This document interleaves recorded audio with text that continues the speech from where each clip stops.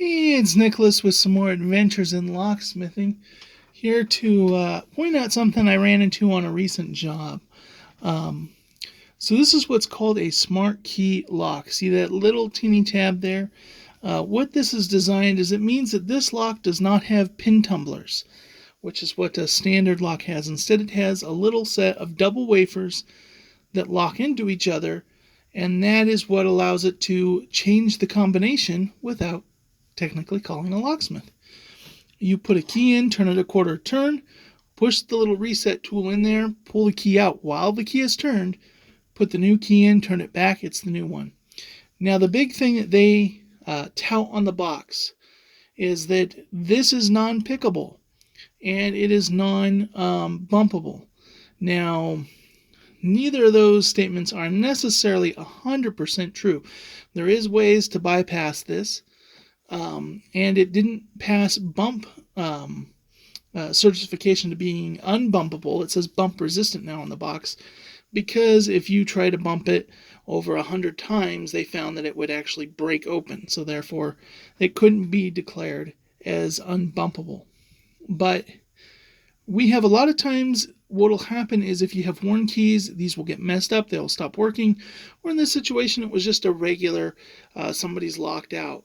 Now, you can see what I already did up here, but for all of the talking about how secure this is, how amazing, and you're paying an extra $10 for this little Smartkey feature here.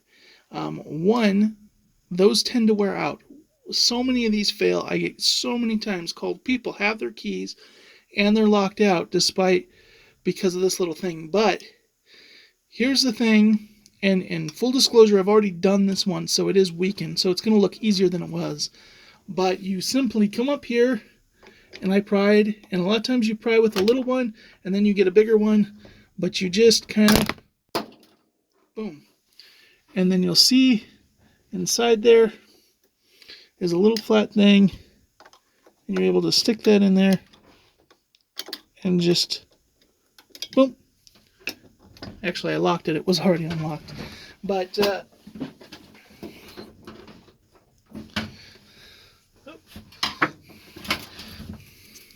so, once again, there's that little thing. You see that little slit? If you have that little slit, your lock is a Smartkey. Now, these locks are just held in by these little metal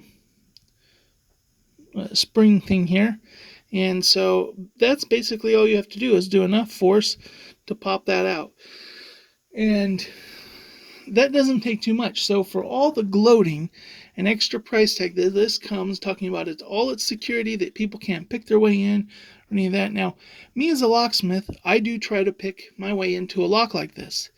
But if I was a criminal, I could take a bigger screwdriver and a hammer and knock that out in one hit. Someone who's trying not to look too destructive or do any damage to the door, I can work with a little screwdriver like this, get it in there, but you can pry that out pretty much no trouble.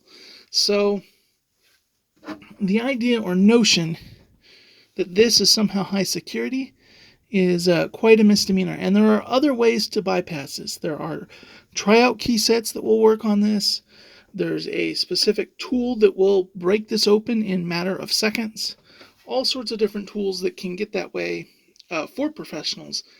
But I don't spend the money on that because it is so simple to do that and replace this knob for me, because it just pops open. So I always chuckle when I see all the advertisements marking this as something high security. It is not.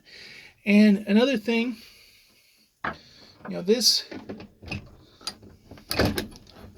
basic quick set design, if you have any knob, whether Smartkey or not, and that is the only lock that you have on a door, what I just showed you really demonstrates why your deadbolt is your true security. Your knob, especially a quick set knob, provides zero security.